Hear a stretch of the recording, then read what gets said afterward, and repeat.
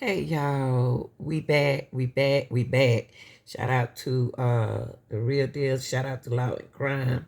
Yeah, y'all, we back with why NW Melly, where the case stands. Um with SAKCHASER and JUVY, I don't see where he's gonna be going anywhere anytime soon. But let's go back to this. Now, you know there's a new prosecutor in town, right? And they got to prove they have probable cause that Melly did this. But let's listen to this, y'all. Since rapper Y&W Melly's double murder trial ended in a mistrial. It indicates that after further discussions, reviewing the evidence and speaking freely amongst the jurors, we are still unable to reach a unanimous decision. So at this time, what I'm going to do is just declare mistrial. Since the mistrial, the case continued to make headlines after. The lead prosecutor was taken off the case, a new prosecution team was added, Melly's defense team had a little shakeup, but since it seems as though the entire trial has been put on an indefinite pause. The South Florida rapper, whose real name is Jamel Demons, remains locked up in a Broward County jail. Melly's lockup hasn't stopped him from releasing new music in jail. And most recently, Melly was mentioned in a now viral Kendrick Lamar diss track geared toward the rapper Drake. Kendrick rapped, "Yeah, Cole and Aubrey know I'm selfish. The crown is heavy, I pray they my real friends, but if not, I'm Y&W Melly." The line seemingly refers to the deaths of Melly's childhood friends Anthony Williams, known as Y&W SAKCHASER, and Christopher Thomas Jr., aka Y&W JUVY. Melly responded to the line saying in part, "Kendrick Lamar is one of my favorite rappers, so I feel honored and appalled."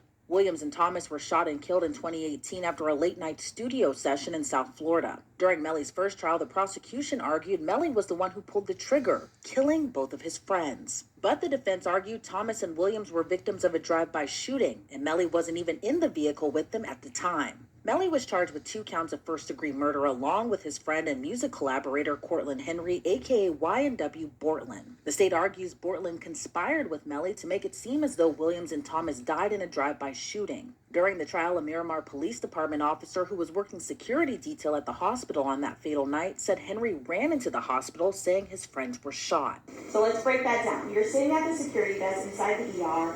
This male approaches you, and based on that contact, you exit the ER, yes. Correct? Where was that vehicle that you just described located? So imagine I'm sitting at the desk as this, and there's door here. So he comes to this door on the left. As soon as I walk out that same door he came through, the vehicle's parked in the drive-through lane, and I can see the right side of the vehicle. Okay, so it was immediately apparent upon you exiting the ER? Yes, ma'am. Okay, and what type of vehicle was this? It was a blue Jeep SUV. And you mentioned that there were some individuals inside. How many people occupied the vehicle at the time when you saw it? One gentleman in the front passenger seat and one in the rear right passenger seat. And when you approached the vehicle, was it apparent their condition? Yes, they weren't moving. Okay. How so were you able to, I guess, determine whether or not they were injured? So immediately looking on the vehicle and, just the fact that there was multiple bullet holes inside, they weren't moving, somebody was able for me to help them. They'd be in obvious pain, screaming, moaning, and there's nothing. Did you attempt to render aid? Yes, so I immediately, after waiting in for assistance and letting the security guard at the desk, hey, I need doctors and nurses and everything to come out to help me, put on gloves and reached inside the front passenger seat and checked the pulse of the gentleman, the right wrist. I didn't find anything. Henry was initially released on bond and stayed free throughout the course of Melly's trial, but he reportedly violated his probation and ended up picking up additional charges, including witness tampering, and has been locked up in the Broward County Jail since. Melly's first trial was not without its courtroom antics, from back and forth between the prosecution, defense, and judge to less than willing witnesses. Good morning, Ms. Holmes. Good morning. How are you today? Not good. Are you cold? No, just, I don't feel comfortable. Are you nervous? I feel threatened. Felicia Holmes, the mother of Melly's ex-girlfriend Mariah Hamilton, was called as a witness by the state. The state pressed her about a phone call her daughter received from Melly on the night of the murders. Tell the ladies and gentlemen of the jury what woke you up that morning. Just hear my daughter's voice. Okay. What was the tone of her voice without saying what she said? I don't remember. I don't remember. Do you remember anything the defendant said on that video? Not verbatim, no, I don't. Okay. Did you have an opportunity to read the statement you gave in 2008? I read the statement. Okay. Was it? I don't recall. I don't remember anything from that statement, but I do remember my deposition from December 22. So the deposition, that would have been 6 months ago? Yes. Okay. I want to go, and when you spoke, do you remember speaking with law enforcement in December of 2008? I remember speaking with them, but I don't remember what they look like. I don't remember their names, but I do remember talking to someone. Okay, so Ms. Holmes, I want to ask you, were you honest and truthful with law enforcement when you spoke with them? I would hope so. I mean, it was 2018. I went through a lot during that year, so I'm not sure where my mindset was at that time. Did you lie to law enforcement? I would hope not.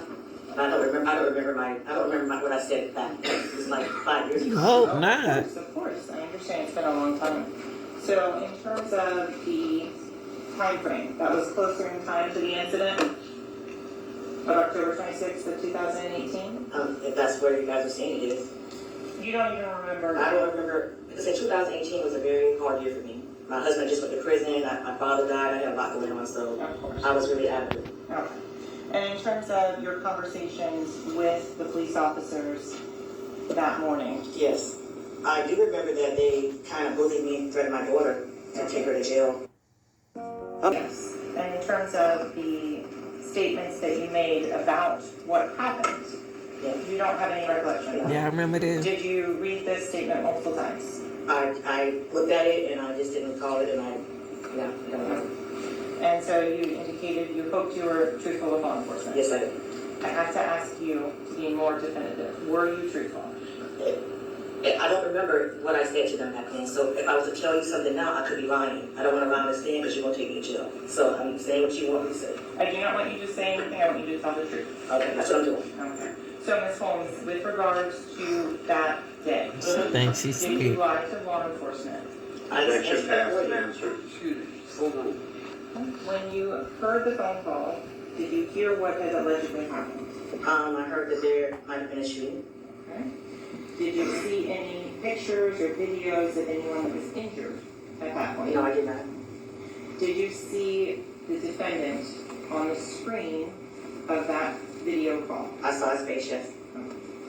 In terms of the method of communication, do you know if it was a FaceTime call? I assumed it was FaceTime. I couldn't say for sure what kind of call it was. At the time of October of 2018 through December of 2018, do you know the defendant's phone number? No, I don't. Do you recall today what the defendant's phone number was? No, I don't. Okay. In terms of the information and stuff that you have regarding that phone number, was that saved in your phone at that time? It may have been. I can't remember. Yeah, this Do you is remember Melly. what number No, I don't. No, I don't.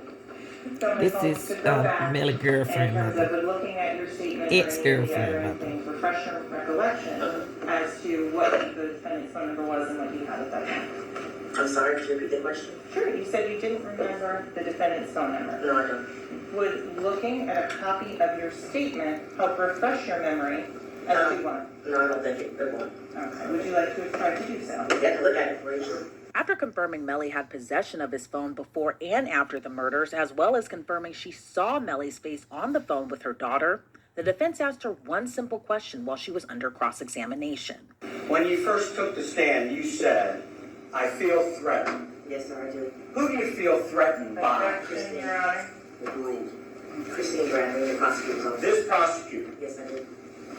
Thank you.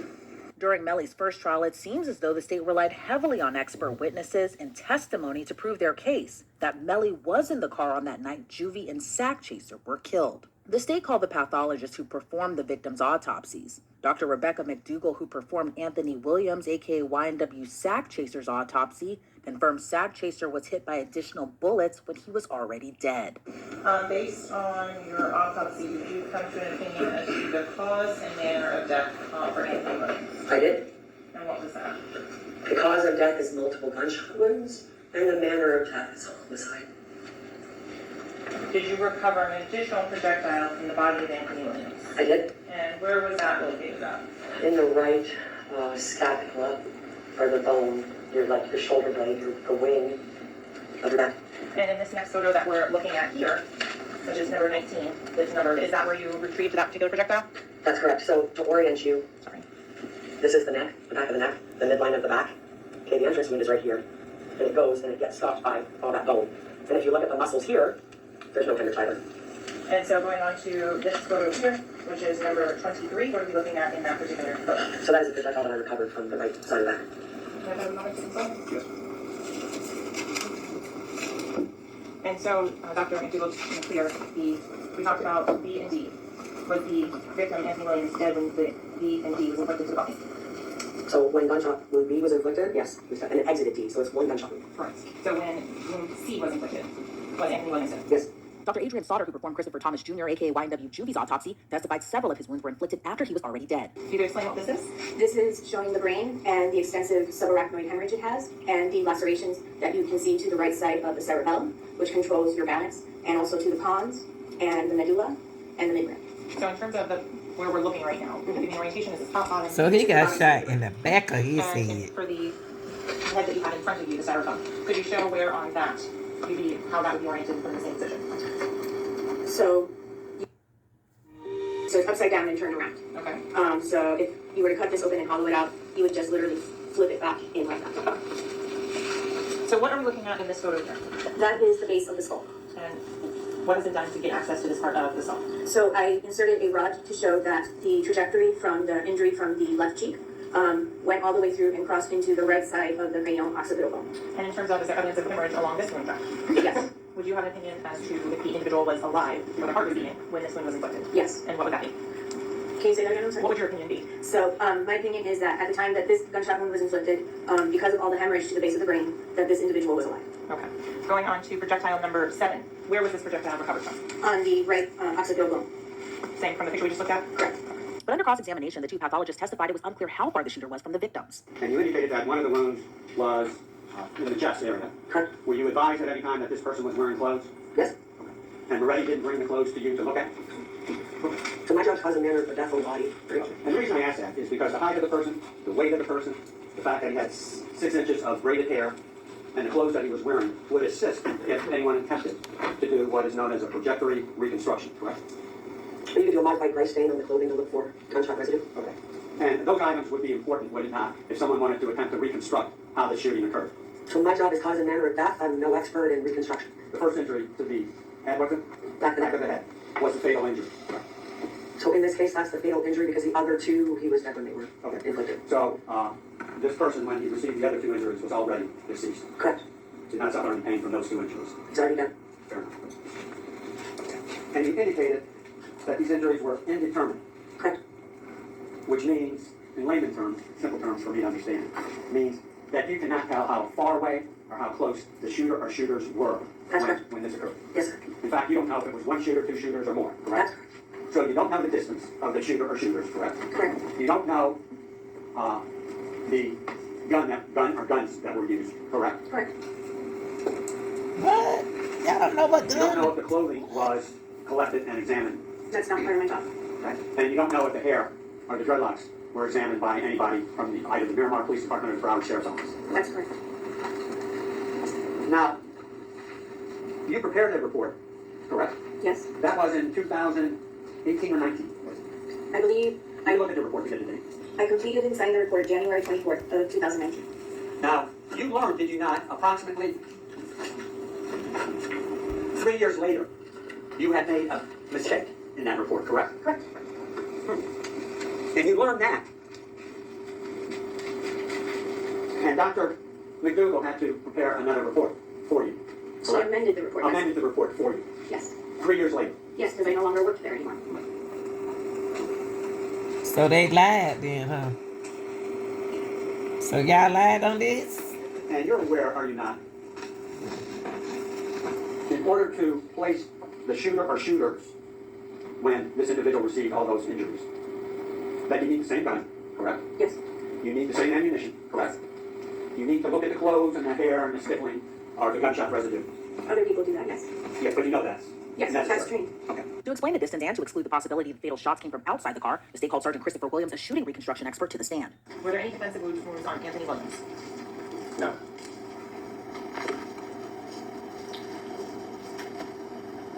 So there is testimony that there's a driver in a car. Could the driver, Cortland Henry, have gotten that angular shot on Anthony Williams? No. Why not? He would have to have a rather large arm. Like, he'd have to be Inspector Gadget. So in terms of, did you measure the height of Mr. Henry? Yes. And what was that height? Can you refer to your report, please let me know? He's 70.5 inches tall. Okay. And in terms of his arm length, did you measure that? No, I did not. In terms of the height to the shoulder, did you measure that? No.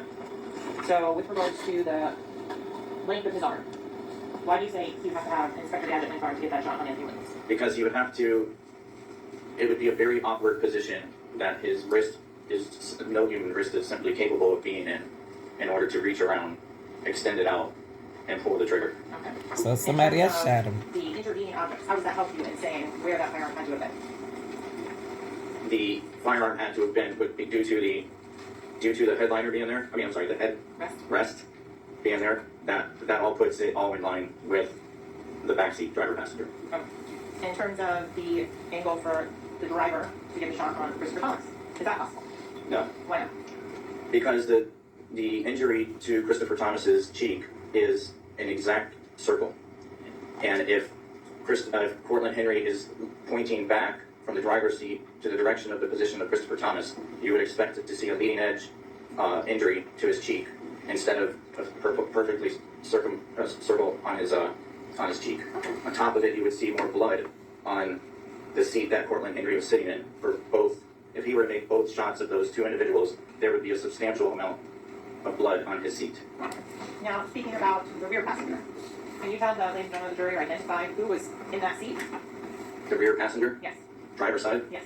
I was advised that it was. Yeah. Without going into that, in terms of what you were advised, can you say based on your own personal knowledge who was sitting in that seat at the time of this homicide? That would be Mr. Timmons. Okay. And how do you say that? So, Mr. Williams was not even aware he was about to be shot. When Mr. Williams was shot, Mr. Thomas puts up his hands and is shot, and then is shot again. There's no time for anybody to switch a firearm